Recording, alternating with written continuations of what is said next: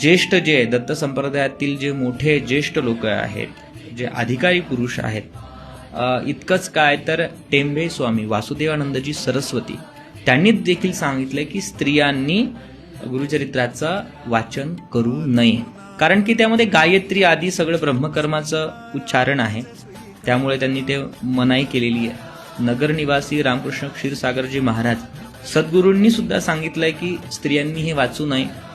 पण काही दुसरा मतप्रवाह असा आहे की काही त्यातला जो काही याचा भाग होता तो वगळून काही लोक पाठ करतात.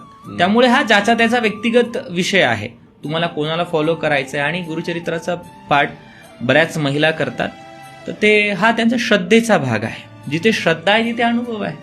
आपल्याही आईंनी गुरुचरित्राचे पाठ केलेले आहेत, आपण बघत असतो. त्यामुळे हा तुम्ही कोणत्या परंपरेला मानता, तुमची श्रद्धा काय म्हणते यावरती हा निर्णय डिपेंड आहे असं मला वाटतं.